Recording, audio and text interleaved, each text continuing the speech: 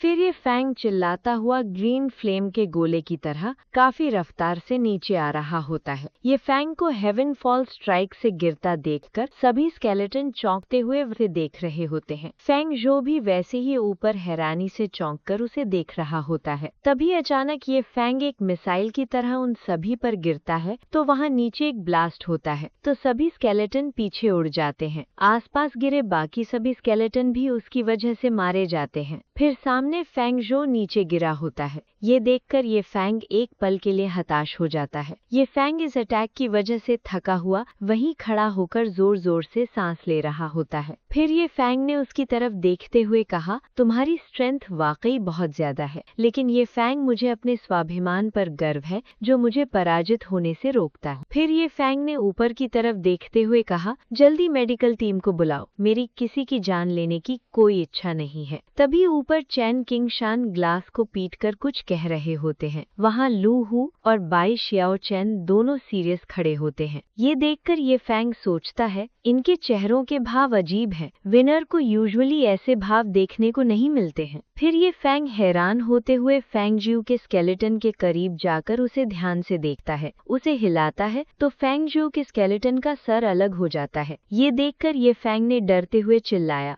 ये फैंग ज्यू नहीं है। फिर ये फैंग हैरान होते हुए फैंग ज्यू की स्किल को याद करते हुए सोचता है, रिवर्स कैमोफ्लाज के साथ साथ डबल कैमोफ्लाज भी। उसने खुद को स्केलेटन के रूप में नहीं छिपाया, उसने स्केलेटन को अपने रूप में छिपाया जबकि वो खुद स्केलेटन के रूप में छिपा हुआ था। फिर अगले ही पल दूसरे स्केलेटन समन होकर ये फैंग को पकड़ने लगते हैं। ये देखकर ये फैंग ने कहा, अरे नहीं, धिक्कार है। अचानक ही फैंग जो ने ये फैंग के पीछे आकर अपने स्टाफ को उसके सर पर करते हुए कहा, ये फैंग एक ऑनरेबल ड्यूएल के लिए थैंक यू। ये सुनकर ये फैंग के पसीने छूट जाते हैं। तभी हैरान होने के कारण ये फैंग के हाथ से उसका वो स्पेशल वेपन नीचे गिर जाता है। ये फैंग ने भारी मन से कहा, मैं सरेंडर को अनाउंस करता हूँ, फैंग जो विनर है। फिर ये फैंग बेहोश होते हुए सोचता है, धिक्कार है, पिछली स्किल ने मेरी बहुत सारी एनर्जी खत्म कर दी, अब मुझ में बिल्कुल भी स्ट्रेंथ नहीं बची है। अचानक ही जब वो नीचे गिरने लगता है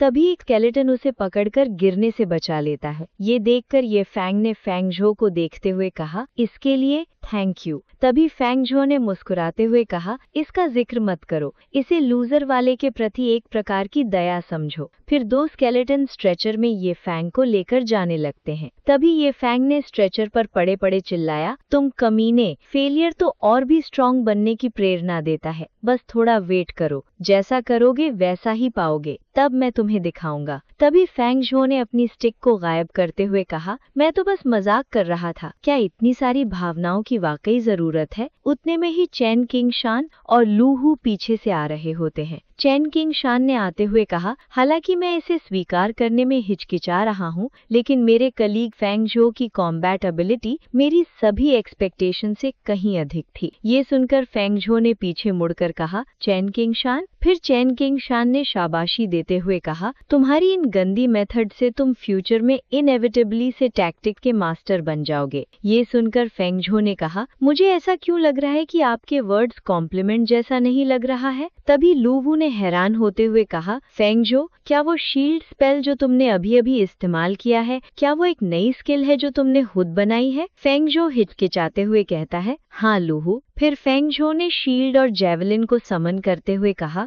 मुझे ये संयोगवश तब मिला जब मैं स्केलेटन को समन करने की स्किल की प्रैक्टिस कर रहा था, जहां मुझे दो नई स्किल का पता चला। मैंने उनका नाम बोन जेवलिन और बोन शील्ड रखा। ये देखकर चैन किंगशान और लू हु एक पल के लिए एक दूसरे के सामने हैरान होते हुए देखते रहते हैं। फिर लू हु ने खुश होते हुए जोर से फैंग झो की पीठ पर मारते हुए कहा, कितने अमेजिंग लड़के हो, तुम तो सचमुच हम पर सरप्राइज की बारिश कर देते हो। तभी फैंग झो ने दर्द से दांत पीसते हुए कहा, टीचर प्लीज मुझ पर थोड़ी नरमी बरतो। फिर लू हु ने चैन किंगशान की तरफ देखते हुए कहा, ब्रदर चैन किंगशान, हालांकि आपके पास यहाँ स्पेशलाइज्ड इक्विपमेंट है, तो फैंग झो के नई स्किल को टेस्टिंग करने के बारे में आपका क्या विचार है। तभी चैन किंगशान ने कहा, कोई बात नहीं, मैं इमीडिएटली अरेंजमेंट कर दूंगा। तभी फेंगझो ने झुककर कांपते हुए कहा, टीचर, मेरी स्पिरिट एनर्जी खत्म हो गई है, इसीलिए मुझे डर है कि मैं अब दोनों स्किल की टेस्टिंग नहीं कर पाऊंगा। ये सुनकर लूहू ने उसकी पीठ पर हाथ रखते हुए कहा, इतनी छोटी सी बात को लेकर बिल्कुल भी चिंता मत करो। फिर तुरंत ही उनके सामने एक आदमी स्पिरिट रिकवरी पोशन का एक पूरा बॉक्स लाकर रख देता है। ये देखकर फेंगझो ने कहा, वेट,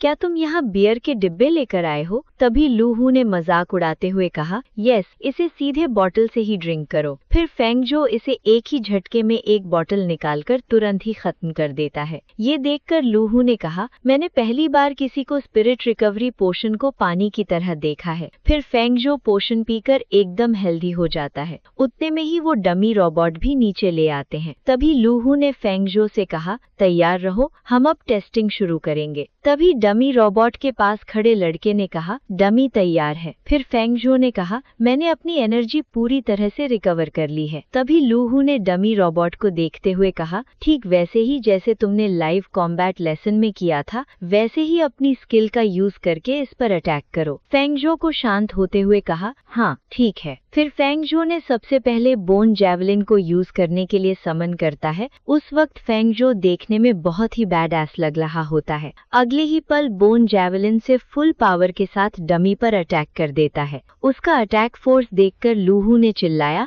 अटैक पावर 85। ये सब साइड में खड़े रहकर चैन किंगशान और उसके असिस्टेंट देख रहे होते हैं। उस लड़के ने नोट करते हुए कहा, इतनी हाई ऑफेंसिव कैपेबिलिटी। उस लड़की ने मुस्कुराते हुए कहा, ये उस स्टूडेंट के लिए वास्तव में एक अमेजिंग परफॉर्मेंस है जिसकी पावर अभी अभी अवेकन हुई है। फिर चैन किंगशान ने जोर जोर से हंसते हुए कहा, सबसे इम्पोर्टेंट बात ये है कि ये स्किल उसने खुद क्रिएट की है। फिर लूहू ने दूर से चिल्लाया, तैयार रहो, अब हम तुम्हारी डिफेंसिव स्किल को टेस्टिंग करेंगे। फेंगझो ने शांत होते हुए कहा, हाँ ठीक है। फिर अगले ही पल रोबोट डमी फेंगझो पर अटैक करने के लिए उसके पास पहुंच चुका होता है। मुझे तो लगता है ये डमी बहुत ज्यादा स्माइल करता रहता है। वो डमी जैसे ही अटैक करता है, फेंगझो बोन शील्ड से खुद को बचा लेता है, लेकिन डमी का अटैक फोर्स इतना ज्यादा होता है कि शील्ड पर छोटा सा ब्लास्ट हो जाता है। तभी लूहू ने खुश होते हुए चिल्लाया, डिफेंस पावर 80। फिर लूहू खुश होकर हंसते हुए कहा, उसका अटैक स्टॉर्म मेज के बराबर है, लेकिन उसकी डिफेंस अर्थ नाइट्स के बराबर है।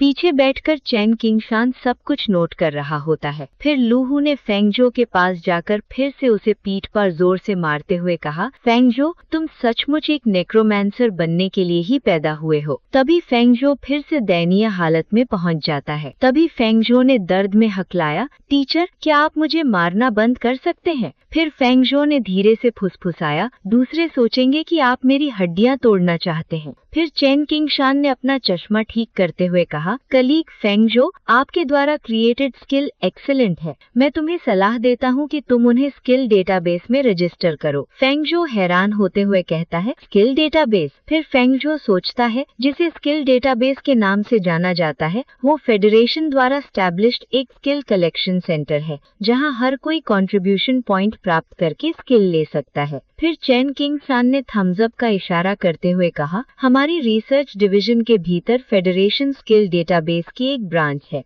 तो तुम इसका उपयोग किसी भी टाइम कर सकते हो। फेंगझो हिचकिचाते हुए कहता है, हाँ ठीक है, मैं ऐसा ही करूँगा, थैंक यू। फिर कुछ समय बाद फिर फेंगझो और लूहू दोनों स्किल डेटाबेस के डोर के सामने खड़े होते हैं। लूहू ने कहा, अपनी स्किल को बढ़ाने के बाद तुम अपने पास मौजूद कंट्रीब्यूशन पॉइंट का यूज करके उन्हें अपनी जरूरत की स्किल के बदले में एक्सचेंज कर सकते हो। फेंगझो ने शांत होते हुए कहा, मुझे समझ आ गया, थैंक यू लूहू। फिर फेंगझो एक हाथ से ही डोर खोलता है तो वहाँ सामने से बस अंधेरे की झलक ही दिखती है। जब फेंगझो अंदर चला जाता है तो अंदर चारों तरफ काफी अंधेरा होता है। ये देखकर फेंगझो ने कहा, ये स्किल लाइब्रेरी नहीं है, ये जगह पूरी तरह से डार्क क्यों है? फिर धीरे धीरे आगे बढ़ता है तो फेंगझो को अंदर थोड़ी दूर मशाले जलती हुई दिखती है। उसके उजाले से सामने काफी सारी बुक्स रखी हुई दिखती हैं। फिर फेंगझो जैसे जैसे आगे बढ़ता है तो पेलेस के एक फ्लोर से भरा स्किल डेटाबेस होता है, जो कि काफी बड़ा होता है। इसमें ग्राउंड फ्लोर के साथ फर्स्ट फ्लोर भी होता है। ये एक लाइब्रेरी की तरह ही है, जहाँ बहुत सारी बुक्स पड़ी होती हैं।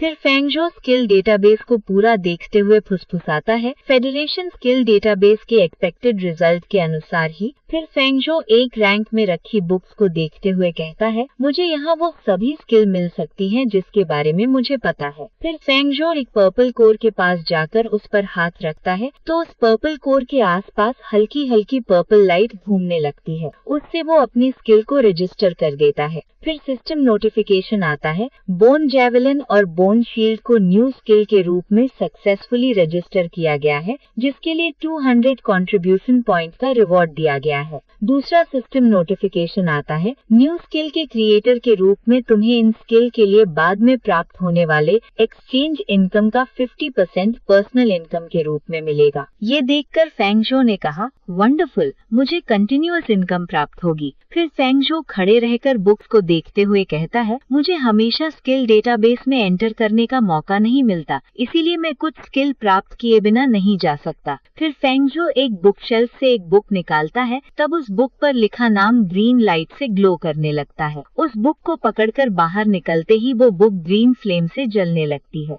उस बुक को देखकर फेंगजो हंसते हुए कहता है, ये बहुत बढ़िया है, मैं इन स्किल को बेस मॉडल के रूप में यूज करके और भी स्किल संबंधी डिडक्शन पूरे करूंगा। फिर तभी सिस्टम नोटिफिकेशन आता है, स्किल डिडक्शन के लिए अवेलेबल सोल पावर 100 पॉइंट। आज के लिए बस इतना ही। अब कल मिलते हैं नेक्स्ट एपिसोड के साथ। जाने से पहले लाइक और सब्सक्राइब करें।